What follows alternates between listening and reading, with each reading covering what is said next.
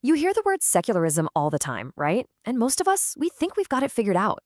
But what if I told you that simple definition we all know, the separation of church and state? What if that's just the very tip of the iceberg? Today, we are diving into the hidden complexities of secularism, and trust me, it's way more interesting than you think. Let's get into it. So let's just jump right in with the practical question. Should your tax money go to funding a religious organization? Seems like a simple no, but what if that organization is a soup kitchen that's feeding hundreds of homeless people in your city? Does it change things if a non-religious group is doing the exact same work right down the street? All of a sudden, those clear lines get really, really blurry. Or how about this one? Should a president or a prime minister be able to stop a policy that affects millions of people just based on their own private religious beliefs? I mean, these aren't just thought experiments. These are the kinds of questions that actually shape the foundation of our societies. The go-to answer for all of this is, of course, separation of church and state. It sounds so neat and tidy, doesn't it? A nice, clean line down the middle. Religion does its thing over here, government does its thing over there. Problem solved, right? Well, not exactly. Because this is where it gets really interesting. The second you ask why we're separating them, you get two totally different answers. Are we trying to protect the state from religion getting too involved? Or are we trying to protect religion from the state interfering with it? That one little question changes absolutely everything. So, here's the plan for this explainer. First, we're going to look beyond that simple idea of separation. Then we get to the main event, the secularism spectrum. After that, we'll see how all this theory turns into actual real-world policy. And finally, we'll wrap up by seeing how this is all just one constant negotiation. All right, first up, why isn't simple separation actually that simple? Well, the reality is, you can't just pass a law and make belief disappear from the public square. For so many people, their faith is a huge part of who they are. You can't just ask them to, check it at the door when they go to vote or run for office. That line between private belief and public action is messy. And that brings us to the absolute core idea of this whole explainer, the secularism spectrum. Instead of thinking about this as a simple yes or no thing, we need to start seeing it as a range, a whole sliding scale of different philosophies that can all exist inside a democracy. So if you remember one thing, make it this. Secularism is not an on-off switch. It is not a simple you are or you aren't. It's a spectrum with a whole bunch of perfectly valid positions along the way. And on this spectrum, we're going to look at 4 key points: the atheist state, the cosmopolitan state, the godly republic, and the Christian state. Now, I know, some of those names might sound a little extreme, but stick with me, because they represent very real, very distinct ways of thinking about religion's role in public life. Okay, let's start at one end, the term atheist state. I know, it might conjure up some pretty intense images of religious persecution, but that's not what this philosophy is about at all.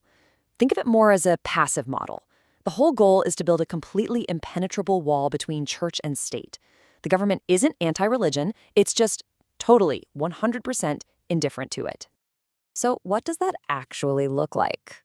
Well, in a pure atheist state model, you'd see no government money for religious schools. 0.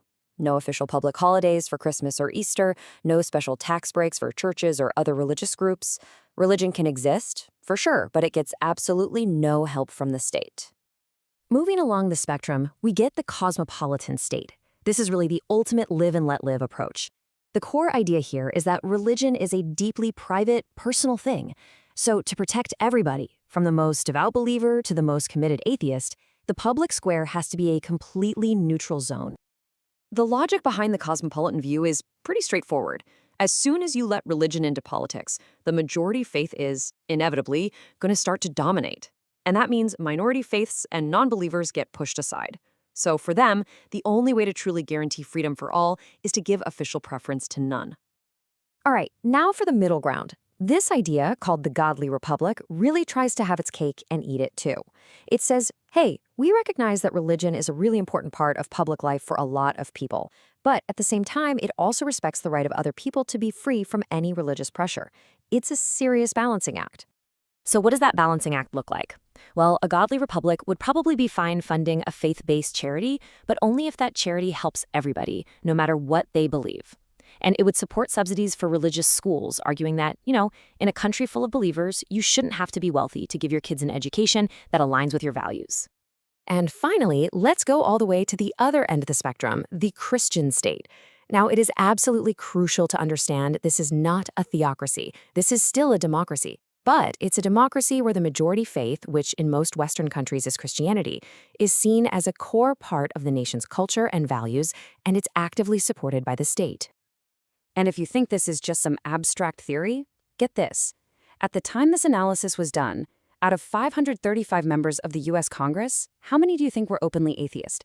Just one, Pete Stark. And even he, after being first elected way back in 1973, didn't feel comfortable saying he was an atheist until 2007. That tells you a lot about the unspoken pressure for leaders to be people of faith. Okay, so we've got our 4 philosophies. But this isn't just some dusty political science debate, right?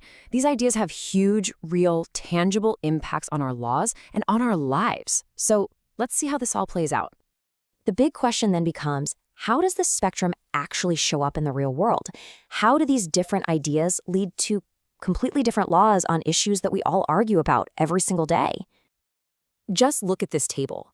It shows you how dramatically policy can shift depending on which philosophy is winning out. Let's just take marriage and follow it across the spectrum. On one end, the atheist state says, nope, only civil unions for everybody. But then you slide all the way over to the Christian state model, and it says gay unions aren't legally recognized at all. You see the same massive difference when you look at education funding. It's the same spectrum, but it creates totally different worlds for the people living in them. And that brings us to our last section, a constant negotiation. Because if there's one big takeaway here, it's that this debate is never, ever really settled. Where a society lands on the spectrum isn't a fixed point. It's something that's always shifting, always in motion. There's a quote from the source material that just nails it.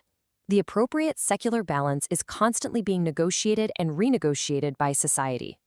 There's no final answer. There's just this continuous conversation and sometimes struggle over what the right balance should be.